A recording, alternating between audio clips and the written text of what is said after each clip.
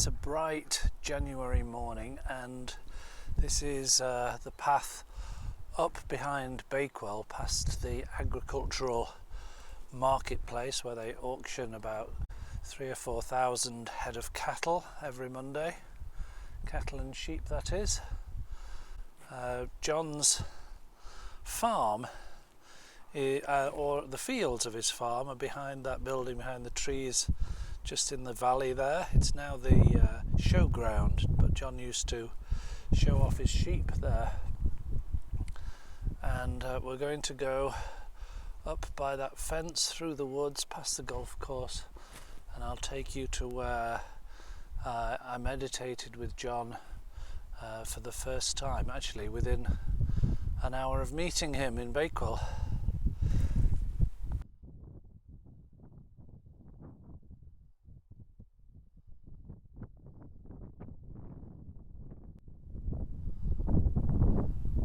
Say hello.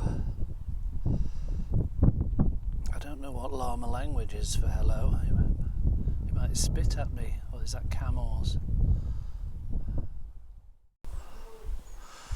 Up and over the stile, across the Monsell Trail, some cyclists just going past. When John was a boy, he used to come and meet his father off the train from London. This is before Beeching closed the track in the railway track in 1963, I think it was. But John's father worked in London. John says he was a quiet man, an artist, a craftsman. Well, actually his craft was as the creative director for the world's largest advertising agency at the time, J. Walter Thompson in London.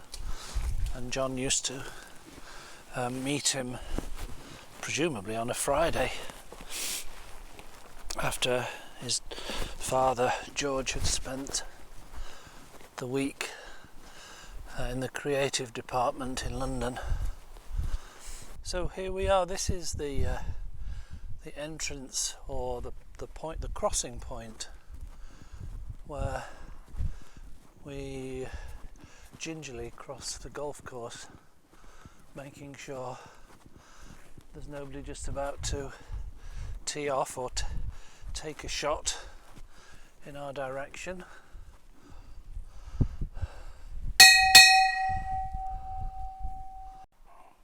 Here we are on the golf course. I don't know what hole this is.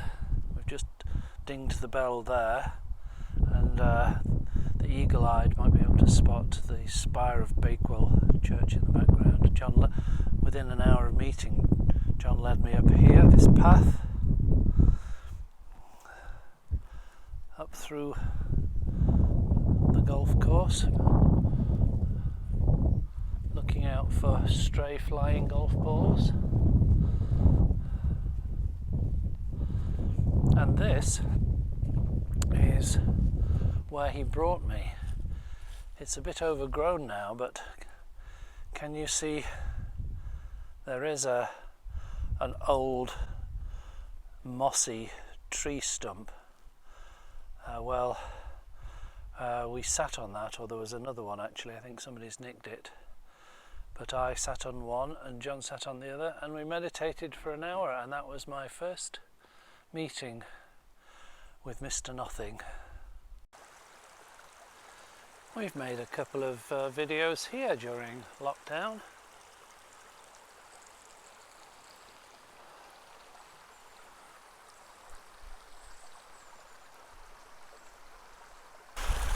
We're halfway up this muddy, tricky path up to Charlton Pastures. I like to call this my summer residence.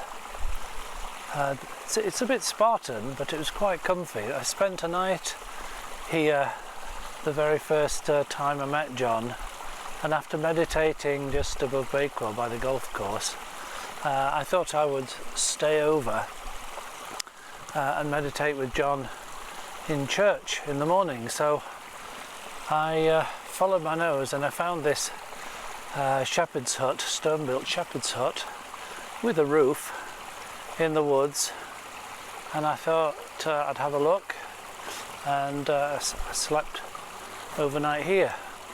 Do you want to have a look inside? Well, here we are, the shepherd hut. I think we'll use the main entrance.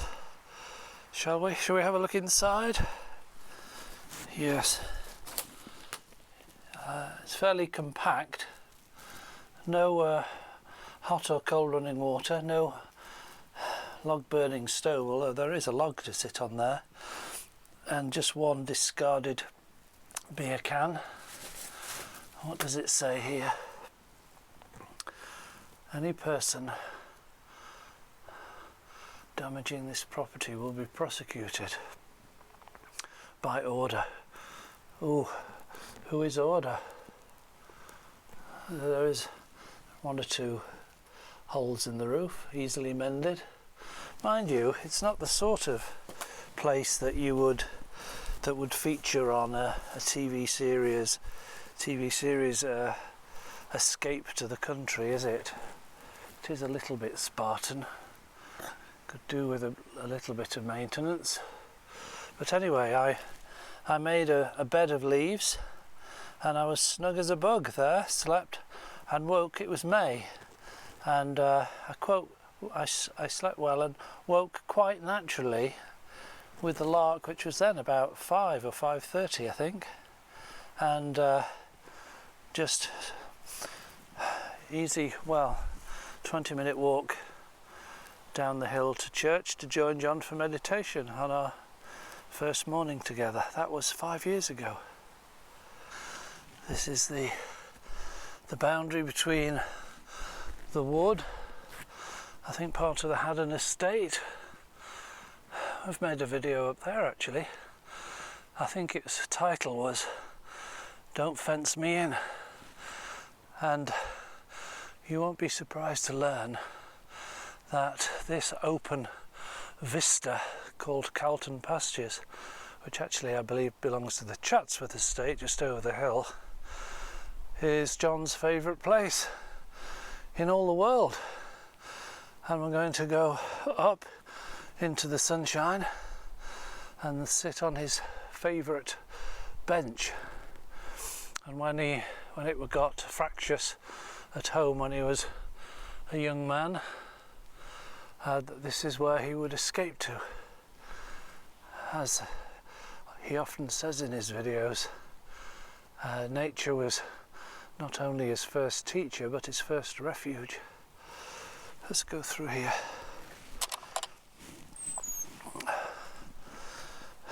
Feeling a bit like Claire Balding's solo now. It's not really strenuous enough for Simon Reeve, is it? Here we go. A seat in the sun. This is where John likes to come and sit and just look.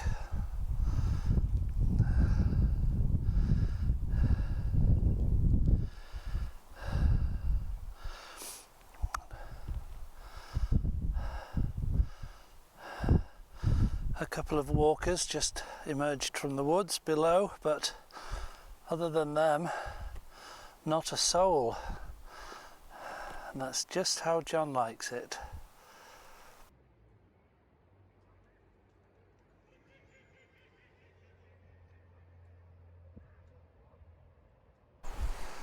Many people ask me how John and I met. Well, it was here in Bakewell, and not exactly here at this table, but whilst I was here, I did come here for a coffee, and here it is. Thank you, my love. Well, I lived in Sheffield at the time, about an hour away on the bus. I didn't have a car in those days, and I went to a charity sale, not a charity shop, a charity sale of various things, to raise funds to open a new cafe stroke cultural centre in Sheffield by John Lewis called Dina. And one of the things for sale was this John's first book, Wonders of Spiritual Unfoldment. So I read £2, bargain. I read the back, and I couldn't believe what I was reading, and I took it home and devoured it. I'd never read anything like it. It was this crossover between what was familiar territory to me in those days, the Christian terminology, but also what I now know is called non-duality or Advaita, which I had accidentally come across on my recent 3 months in India. I accidentally ended up in Tiruvannamalai, the home of Ramana Maharshi's ashram, and I spent 4 or 5 weeks with Muji there as well, and that was my first encounter with what I now know is called non-duality spirituality. Well, John seemed to effortlessly merge the two in his book, and I devoured it. At the end of the book there's his website, spiritualunfoldment.co.uk, so I looked that up when I got home, and lo and behold, his phone number was on it as well. It's not now, of course, but so I phoned him up, and he answered, and he said, yeah, come and see me on Sunday. So I hopped on the bus, and we met in Bath Gardens, and the first thing, of course, we gave each other a hug. No chit chat, as is John's way. He said, would you like to meditate? So he took me up through Bakewell, over the Lovelink Bridge, and up beyond the golf course, and we sat on a couple of tree stumps and meditated for an hour, and then he went back down again to his flat for his afternoon cup of tea, and I thought, well, I'd like to meditate with him in church in the morning. So I found this abandoned stone-built shepherd's hut, and made a bed of leaves, and I slept there overnight, and woke up naturally with the birds early the next morning, and I walked down into Bakewell and the church, and found him there, and we spent there another hour or so meditating. So I came here to this very place. It's now called the Woodyard, and I sat at this very table with a coffee, bright sunny May morning, and a book by Elif Shafak called The 40 Rules of Love. And one of the rules of love is this book, 40 Rules of Love. It's about the love affair, the friendship love affair between Rumi and Shams of Tabriz. And one of the rules of love is sometimes it only takes a moment to make a decision that changes your life. And I finished my coffee, and I was thinking, well, maybe I could just hop on the bus next Sunday and come and meditate at the weekends. And then I thought, well, I'm a free agent. I could move to Bakewell from Sheffield. So I paid for my coffee and went looking for a flat in Bakewell, and I moved in a month or so later, and that was in 2016. John omitted to mention that he'd done this interview with Conscious TV, which came out in September 2016. I knew nothing about it until he started getting visitors from all over the place, and so then he told me what it was about, this interview, which has now had 3 million views on Conscious TV, and 11 million views on other channels. So that's what kicked it off, and we didn't have any ambition, certainly not, to grow a channel, but I said to him, why don't we give it a go in church? So we recorded our first video and uploaded it in February 2017, and now we've just reached 200,000 subscribers and 15 million views, mostly recorded on this camera. And that's how it started, with a step of faith. This is a common ground rule for me in life, it seems. There's a Goethe quote, something like, whatever you can imagine you can do, do it, it's got power and magic in it. Well, that was my experience when I bought a one-way ticket to Lanzarote to prepare my 5 Paths course. That's some years ago now, and it all worked out. And surprise, surprise, one-way ticket to Bakewell, and 5 years later John's got 200,000 subscribers and 15 million views, all recorded on this camera actually. So the moral of the story is whatever you imagine or whatever you would love to do it. It usually takes an initial step of faith on your part for it to come to pass. It's like everything's poised, waiting for you to show your intent, whether it be a one-way plane ticket or whatever in your case. But that's seems to be how things come about. There's a chorus we used to sing in the evangelical church in Sheffield.